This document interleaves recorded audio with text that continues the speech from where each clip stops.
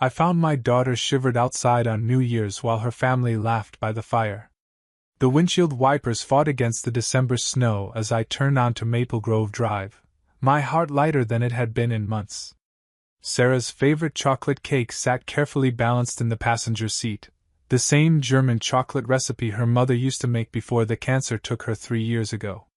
I'd driven 2 hours through this blizzard just to surprise my daughter on New Year's Eve, imagining the joy on her face when her old man showed up unannounced. The Hartwell mansion loomed ahead, its colonial columns draped in expensive holiday lights that probably cost more than most people's rent. My daughter had married into money, that much was clear.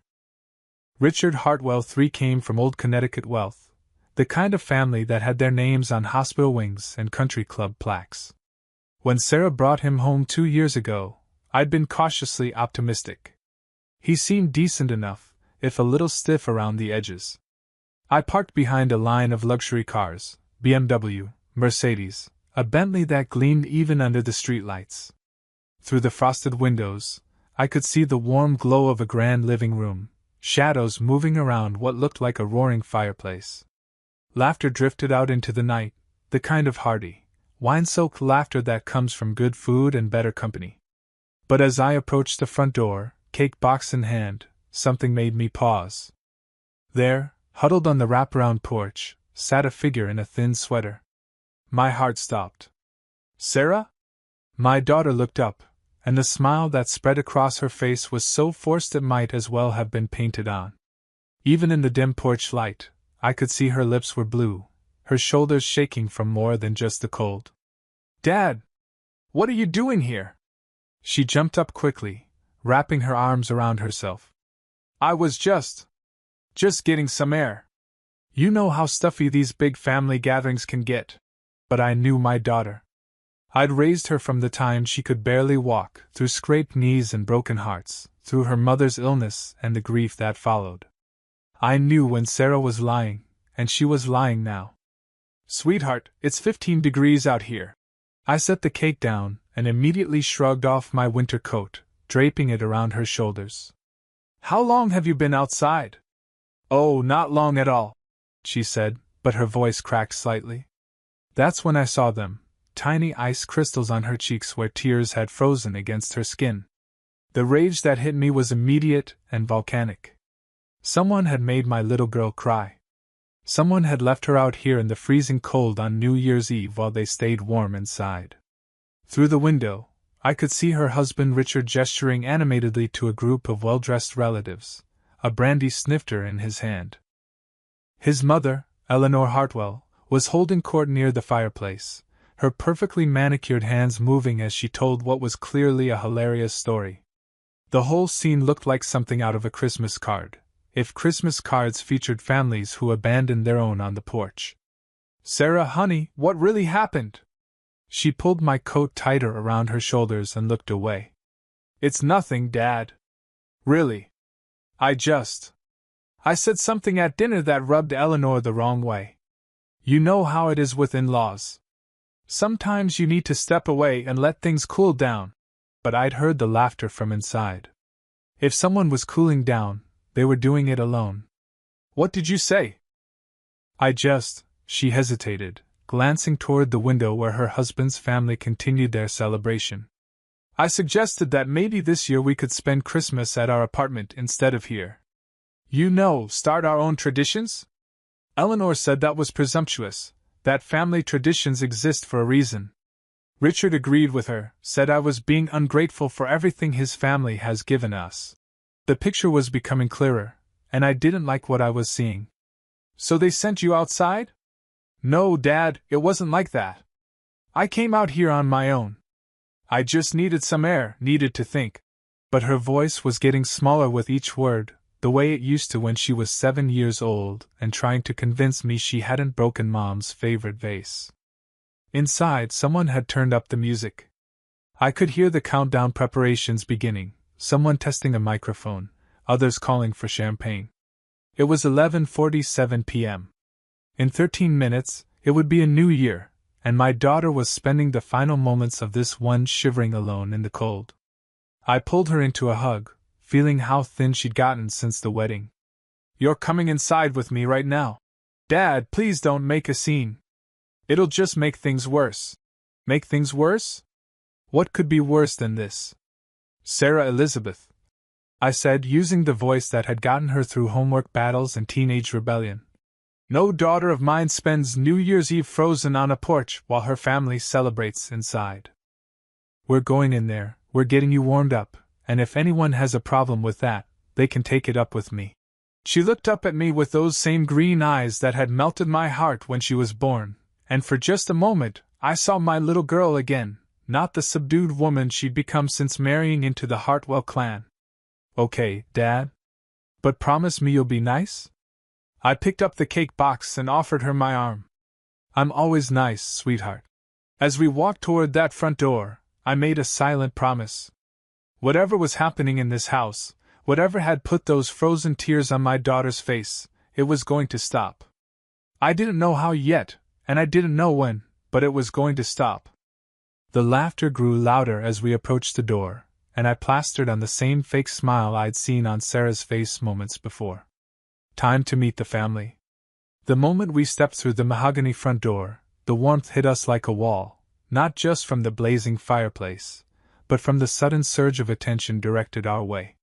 It was as if someone had flipped a switch, transforming the Hartwell family from their private selves into gracious hosts. Sarah! There you are, darling! Eleanor Hartwell glided toward us, her silk dress rustling with each calculated step. She was a woman who'd clearly spent a fortune maintaining her appearance, perfectly coiffed silver hair, skin that defied her 60-something years, and jewelry that probably cost more than most people's cars. And you must be the famous father we've heard so much about. She extended a perfectly manicured hand toward me, her smile so bright it could have powered the chandelier above us. I'm Eleanor Hartwell, Richard's mother. We're absolutely delighted to finally meet you, Mr. Frank Morrison, I said, accepting her handshake and noting how she held on just a beat too long, as if she were appraising me. And thank you for having me. I hope I'm not intruding. Nonsense! Family is always welcome, she declared, though her eyes flickered briefly to Sarah's still shivering form. Sarah, dear, why don't you go freshen up? You look a bit windblown. It was a dismissal disguised as concern, and I watched my daughter's shoulders slump slightly as she nodded. Of course. Dad, let me take your coat. I'll get that. Richard appeared suddenly, his politician's smile firmly in place. My son-in-law was exactly what Central Casting would order for. Wealthy Connecticut air. Tall, square-jawed, with the kind of confidence that came from never having to worry about money. Frank. Great to see you again. Come, let me introduce you to everyone. As Sarah disappeared upstairs, Richard guided me toward the living room where a dozen or so family members and friends had gathered. The room screamed old money, Persian rugs, oil paintings of stern-faced ancestors, and enough crystal to stock a small store. Everyone, this is Sarah's father, Frank Morrison, Richard announced. Frank's a contractor up in Hartford. Works with his hands, builds things that last. Very admirable, blue-collar work. The way he said, blue-collar, made it sound like an exotic species he'd read about but never actually encountered. How wonderful, said a man who introduced himself as Richard's uncle, Charles Hartwell. We need more people who actually make things in this country. Richard here has been telling us about the family business, Hartwell Dynamics. Perhaps you've heard of us? I had heard of them, all right. More than they could possibly imagine. Can't say that I have. I lied smoothly. What kind of business? Oh, manufacturing, logistics, some government contracts. Eleanor waved her hand dismissively. Terribly boring stuff, really. Though we've been blessed with tremendous success. We've expanded into 3 new markets just this year alone. Charles nodded enthusiastically. The defense contract we landed in October was particularly lucrative. Our silent partner has been invaluable, wonderful man, though terribly mysterious. Never even met him face to face. All business through intermediaries. I sipped the brandy Richard had pressed into my hand and made appropriate noises of interest, all while a cold satisfaction settled in my chest. These people had no idea they were bragging to the very man who'd made their recent success possible. Sarah's so fortunate, Eleanor continued, settling into her throne-like chair near the fireplace. Richard could have married anyone. There were several lovely girls from excellent families practically throwing themselves at him. But he chose our dear Sarah. Sometimes love makes us generous in our choices. The backhanded compliment hung in the air like smoke. Around the room, I caught subtle nods and knowing glances. This was clearly a familiar theme. Where is Sarah, anyway? Charles asked, looking around. Shouldn't she be helping serve? The caterers left hours ago. I'll find her, Richard said, but made no move to actually do so. Oh, let her rest, Eleanor said with false magnanimity. The poor dear has been so busy lately. Although, Frank, you might mention to her that she should consider taking some cooking classes. Richard does love a home-cooked meal, and Sarah's attempts are. Well, bless her heart. Laughter rippled through the group, and I felt my jaw clench. These people were talking about my daughter like she was a charity case they'd graciously taken in.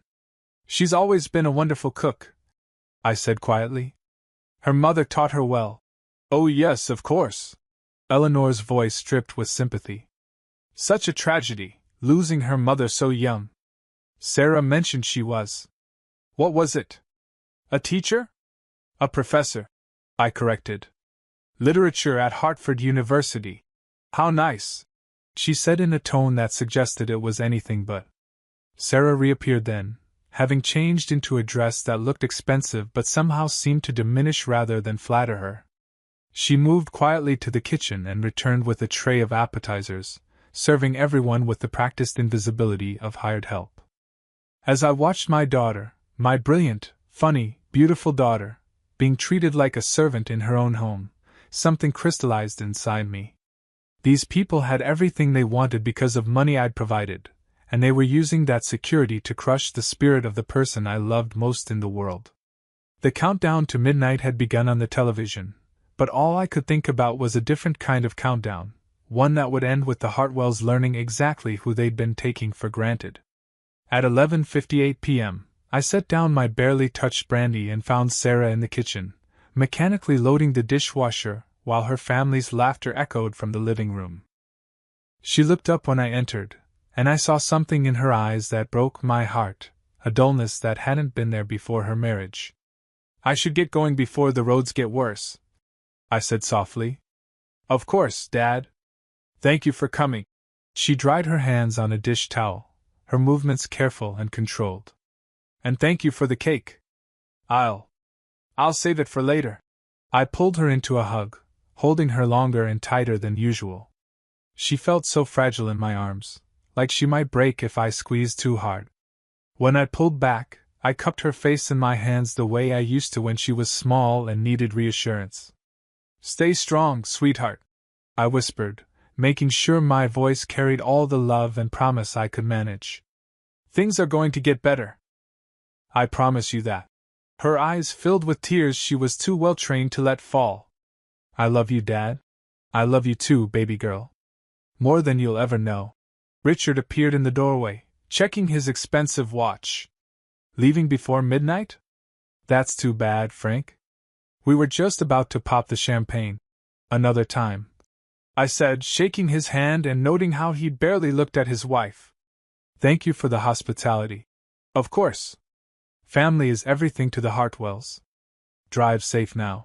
Family is everything. The irony would have been laughable if it weren't so cruel. The snow had intensified during my visit, turning the world into a white blur beyond my headlights. I drove slowly, partly because of the conditions but mostly because I needed time to think.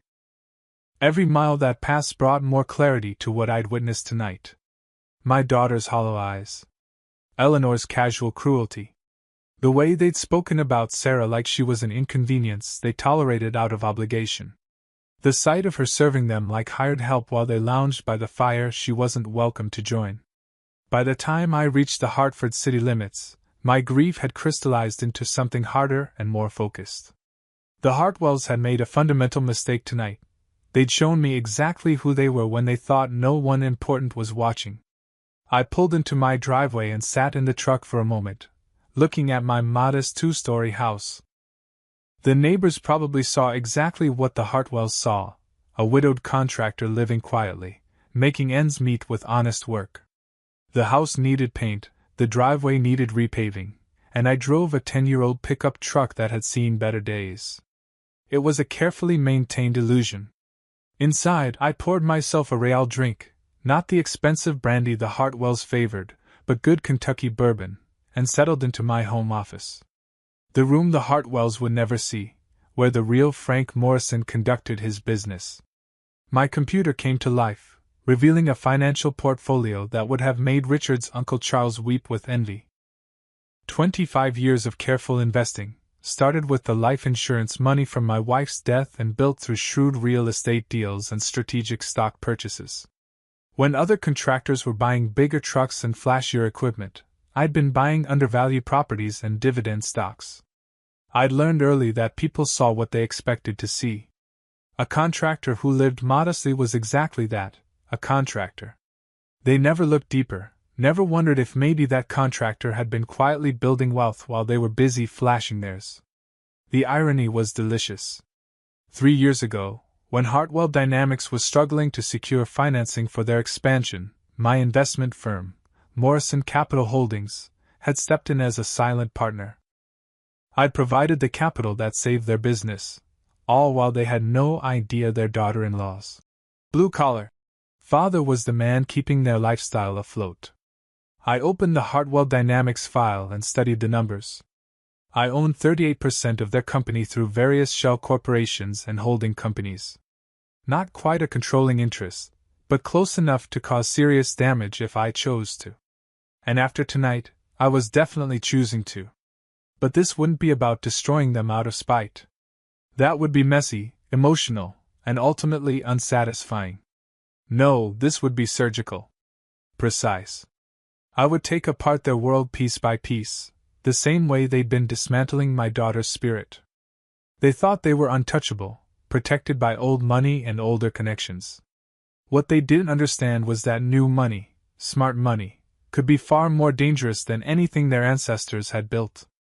I pulled up my contact list and began making notes. Board members who owed me favors. Suppliers who valued my business more than theirs. Contractors who'd been waiting years for the kind of opportunities one could provide.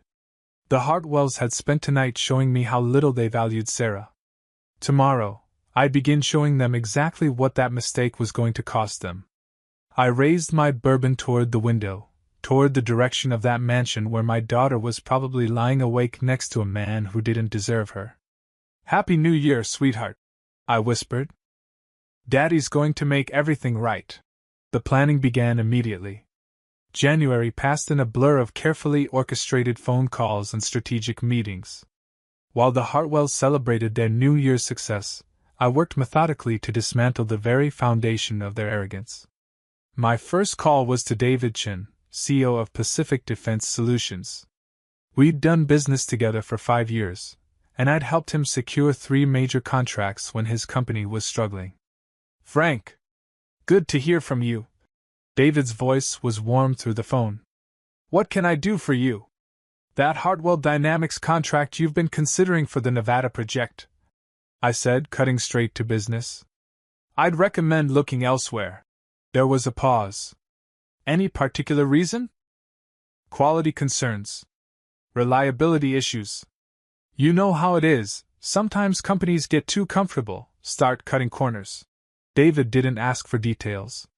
He didn't need to. In our business, reputation was everything, and my word carried weight. "I'll have my team revisit our options." "Thanks for the heads up." 1 contract gone. 7 more to follow that week. The second week of January, I called Thomas Brennan, who controlled the largest logistics network on the East Coast. Tom owed me more than money. I'd co-signed a loan for him when no bank would touch his startup 15 years ago. "I need a favor, Tom." "Name it, Frank." "You know I'm good for it." "Hartwell Dynamics. Any shipping contracts you have with them, I need them discontinued." "Consider it done." "Supply chain issues, right?" "These things happen." By the end of that conversation, Hartwell Dynamics had lost their primary shipping partner and would be scrambling to find alternatives at triple the cost. The third week brought a visit to my lawyer's office in downtown Hartford. Margaret Walsh had been handling my legal affairs since my wife's death, and she'd helped structure Morrison Capital Holdings to be virtually invisible to anyone not specifically looking for it. "I want to establish a trust," I told her, sliding a folder across her desk. "Beneficiary is my daughter, Sarah Morrison Hartwell. I want every asset I'm about to liquidate from certain investments to flow directly into this trust." Margaret reviewed the documents with the thoroughness that made her worth her considerable fees. "This is a substantial amount, Frank. You're talking about millions." "That's correct. And you want Sarah to have access to the principal immediately?" "I want her to have independence immediately. Full access, but structured so that even if she divorces, her husband can't touch a penny." Margaret smiled. "Now that's what I call protective planning. I'll have this drafted by Friday." While I worked behind the scenes, I made sure to check on Sarah regularly. Each visit to their apartment confirmed what I already knew: the Hartwells were still treating my daughter like an unwelcome guest in her own life.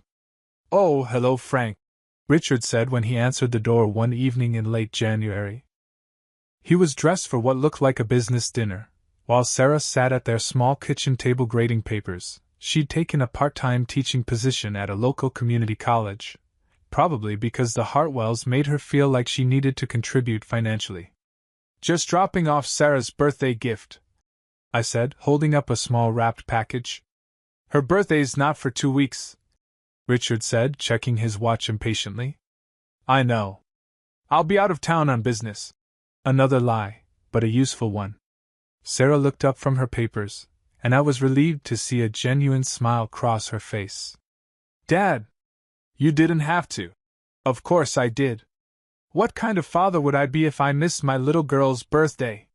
Richard was already putting on his coat. "Sarah, I'm meeting the investors at the club. Don't wait up." He left without kissing her goodbye, without asking about her day, without any acknowledgement that she existed beyond her utility as a housewife. After he was gone, Sarah and I sat together while she opened her gift, a simple silver locket that had belonged to her mother. "It's beautiful, Dad," she said, her fingers tracing the delicate engraving. "Your mother wanted you to have it when you got married, but I'd been saving it, waiting for the right moment. I think she would want you to have it now. How are things with Richard's family?" I asked carefully. Sarah's smile faltered slightly. "They're fine. Eleanor thinks I should quit teaching. She says it reflects poorly on Richard to have his wife working at a community college instead of volunteering for the right charities. And what do you think? I love teaching, Dad. These kids, they remind me why literature matters. But maybe Eleanor's right. Maybe I should be focusing more on being a proper wife." The resignation in her voice made my chest tight with anger, but I kept my expression neutral. "Your mother was a professor her entire career, even after she married me. She never stopped being who she was. That was different." "No, sweetheart. It wasn't different at all. I left that night more determined than ever. While I'd been systematically dismantling their business empire, the Hartwells had continued their assault on my daughter's spirit. The symmetry was perfect. As their world contracted, hers would expand. By February 1st, Hartwell Dynamics had lost 6 major contracts, their primary shipping partner, and their backup financing had mysteriously dried up. The board members I'd cultivated over the years were beginning to ask uncomfortable questions about management decisions and future viability. And through it all, the Hartwells remained blissfully unaware that their silent partner, their salvation, had become their destroyer. The stage was set for the reckoning. By March, the cracks in the Hartwell empire had become chasms. I watched from a distance as their carefully constructed world began to crumble, each domino falling exactly as I'd planned. Richard started coming home later and later, his politician's smile replaced by the haggard look of a man watching his inheritance disappear. Eleanor's weekly dinner invitations to Sarah stopped entirely, apparently. Having a daughter-in-law whose father was just a contractor became less charming when the family fortune was hemorrhaging money. The call I'd been waiting for came on a gray Thursday in early April. "Mr. Morrison?" The voice was crisp, professional. "This is Janet Mills from Hartwell Dynamics. We're convening an emergency shareholder meeting next Tuesday, and as a significant stakeholder, your presence is requested." I let a moment of silence stretch before responding. "Of course. I'll be there." "Excellent. The meeting is at 10 a.m. at our corporate headquarters. Mr. Hartwell asked me to mention that they're very much looking forward to finally meeting you in person." I'm sure they were. The Hartwell Dynamics headquarters was a gleaming glass tower in downtown Hartford, the kind of building designed to intimidate. I'd driven past it countless times over the years, knowing that my money had helped pay for its marble lobby and imported fixtures. I dressed carefully that morning, my best suit, the one I'd worn to Sarah's wedding. Conservative, understated, the kind of outfit that suggested success without flaunting it. When I looked in the mirror, I saw exactly what I wanted to see, a man who belonged in that boardroom. The conference room on the 20th floor buzzed with nervous energy. The entire Hartwell clan was there: Richard, Eleanor, Uncle Charles, and half a dozen other family members I'd met at various social functions. Board members filled the remaining seats, their faces grave. I took a seat at the back, saying nothing as the meeting began. Richard stood at the head of the polished conference table, his usual confidence replaced by barely controlled desperation. Financial charts and graphs covered the wall-mounted screens, each one telling the same story: Hartwell Dynamics was dying. "Ladies and gentlemen," Richard began, his voice strained, "I won't sugarcoat our situation. We've lost 60% of our major contracts in the past 3 months. Our primary logistics partners have terminated their agreements. Our credit lines have been frozen, and our suppliers are demanding payment up front." Eleanor sat rigid in her chair, her perfectly composed mask finally showing cracks. "This has to be sabotage," she said, her voice sharp. "Companies don't just collapse overnight without cause. We've hired investigators," Charles added, loosening his tie. "Someone is systematically targeting our business relationships. But we can't identify who or why." A board member I didn't recognize leaned forward. "What about our silent partner? Surely Morrison Capital Holdings would step in to protect their investment?" The room fell silent. I could see Richard's jaw working as he struggled with words he clearly didn't want to say. We've been unable to reach our partners at Morrison Capital," he admitted finally. "All communications have gone unanswered for the past 6 weeks." "Unanswered?" Eleanor's voice rose an octave. "That's impossible. They have 38% stake in this company. Which brings us to why we're here," Richard continued, his hands trembling slightly as he shuffled his papers. "We need to identify our silent partner. We need to bring them to the table and negotiate a rescue package, or—" He couldn't finish the sentence. "Or we lose everything," Charles finished grimly. That's when I stood up. The movement was subtle, but every head in the room turned toward me. I walked slowly to the front of the room, my footsteps echoing in the suddenly silent space. "You don't need to identify your silent partner," I said quietly, stopping directly in front of Richard. "He's been here the whole time." The confusion on their faces was almost comical. Richard looked at me blankly, as if I'd spoken in a foreign language. "I'm sorry, Frank, but this is a closed meeting for shareholders and board members," Richard began. "I am a shareholder," I interrupted. "I'm Morrison Capital Holdings. I'm your silent partner. And as of this morning, I've liquidated every single one of my holdings in Hartwell Dynamics." The silence that followed was deafening. I watched as understanding dawned on their faces, followed immediately by disbelief, then horror.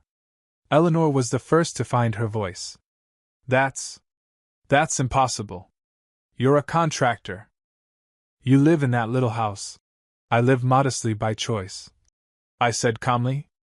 "Just like I invested in your company by choice. And just like I chose to destroy it." "But why?" Richard's voice was barely a whisper. "We welcomed you into our family. You left my daughter shivering on your porch on New Year's Eve while you laughed by the fire. I said, my voice carrying clearly through the room. You treated her like a servant in her own home. You made her feel like she wasn't good enough for your precious family name.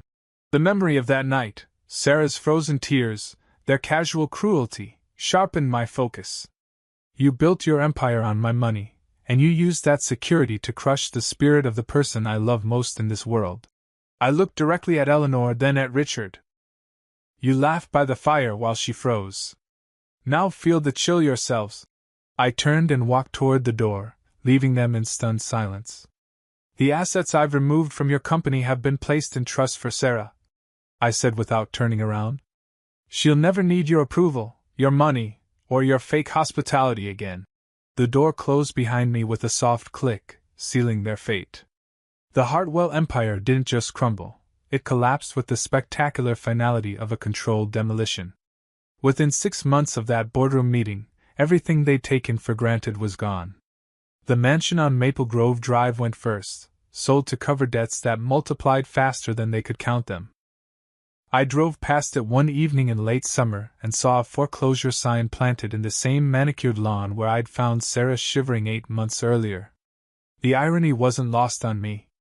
Richard's Bentley disappeared next, followed by Eleanor's Mercedes. Uncle Charles lost his country club membership when he couldn't pay the dues. The family name that had opened doors for 3 generations suddenly became a liability, whispered about in boardrooms and social circles as a cautionary tale about overextension and poor judgment. Richard and Sarah's marriage didn't survive the financial collapse.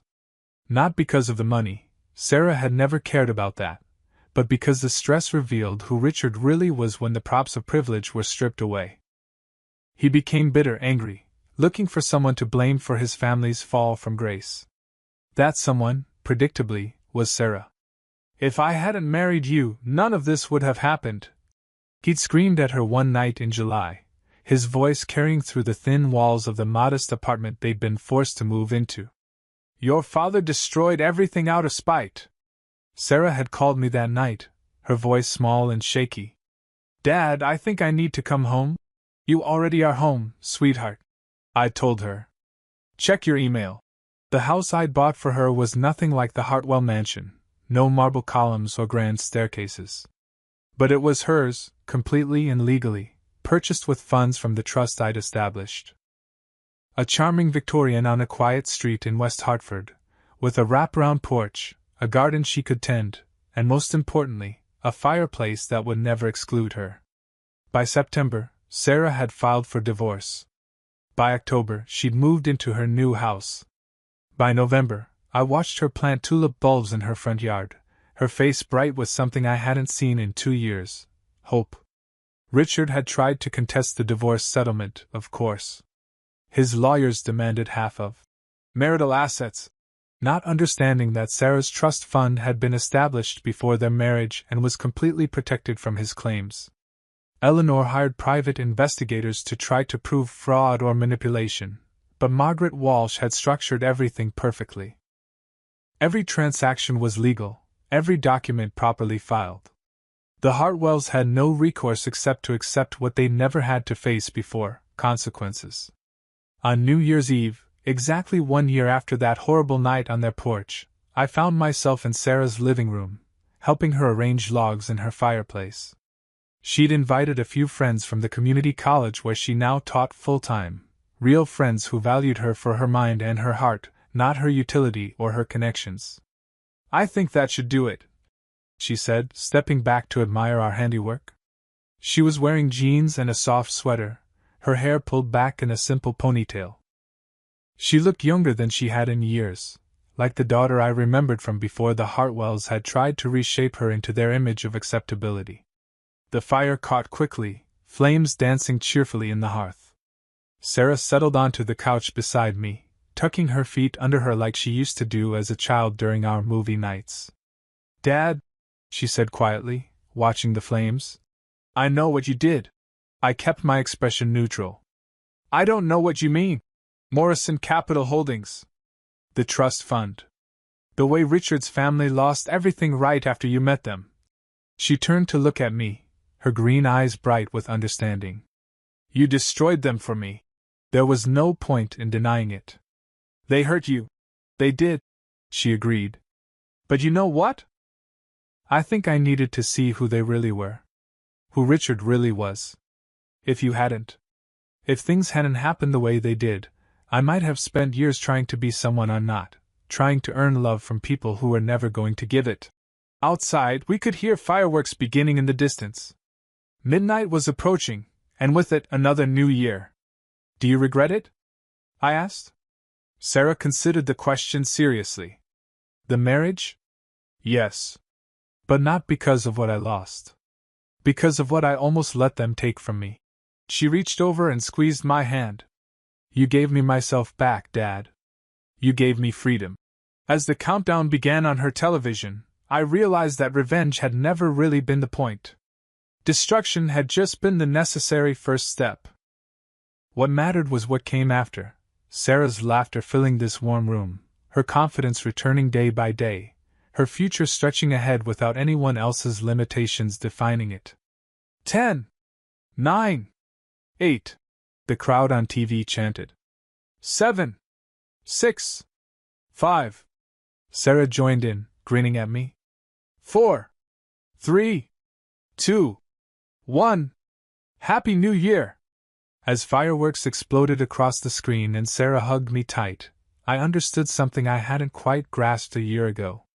Revenge wasn't about destruction alone, it was about balance. About ensuring that cruelty had consequences and kindness had rewards. Sometimes karma just needs a silent hand to guide it. And sometimes, the best revenge is simply giving the people you love the life they deserve.